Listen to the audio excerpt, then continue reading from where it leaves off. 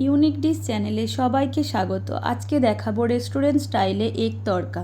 তার জন্য প্রথমে আমি 1 বাটি তড়কা ডাল, হাফ বাটি ছোলার ডাল নিয়ে এইভাবে ভালো করে ধুয়ে 2 ঘন্টা আমি ডালটা ভিজিয়ে দেব। 2 ঘন্টা পরে প্রেসার কুকারে জল দিয়ে ভেজানো ডালটা দেব। এবারে দেব হাফ চামচ নুন, অল্প পরিমাণে হলুদ দিয়ে ডালটাকে আমি সেদ্ধ করতে বসিয়ে দেব। ডালটা সেদ্ধ করতে বসিয়ে দিয়ে কড়াতে তেল দেব। তেল গরম হয়ে গেলে 2টো ডিম এইভাবে ফেটিয়ে আমি ঝুড়ো করে নেব। ডিমটা ভাজা হয়ে গেলে এবারে কড়াতে তেল দেব, হাফ চামচ গোটা জিরে, তেজপাতা ফোড়ন দেব। এবারে দেব 1 চামচ আদা কুচি, 1 চামচ রসুন কুচি, কাঁচা লঙ্কা কুচোনো, সমস্ত কিছু এইভাবে একটু ভেজে নেব। এবারে দেব পেঁয়াজ কুচোনো।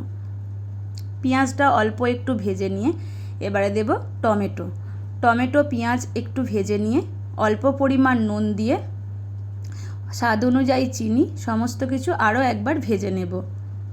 এবারে দেব 1 চামচ জিরে গুঁড়ো, 1 চামচ ধনে গুঁড়ো, হাফ চামচ কাশ্মীরি লঙ্কার গুঁড়ো, অল্প পরিমাণে হলুদ, সমস্ত কিছু দিয়ে মশলাটা আরও একটু কষিয়ে নেব। মশলা কষানো হয়ে গেলে দেব অল্প একটু জল, হাফ চামচ তড়কা মশলা, এবারে দেব 1 চামচ কসুরি মেথি।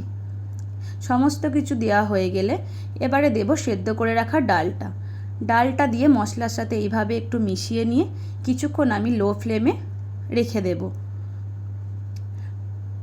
লো ফ্লেমে কিছুক্ষণ রেখে দেওয়ার পরে এবারে দেব ভেজে রাখা ডিম, অল্প পরিমাণ নুন, চেরা কাঁচা লঙ্কা, ধনেপাতা কুচোনো, সমস্ত কিছু দিয়ে আরও কিছুক্ষণ আমি রেখে দেবো।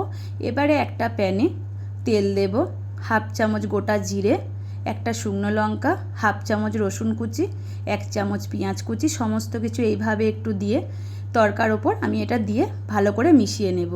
ব্যাস রেডি আমার আজকের recipe. Thank you for watching.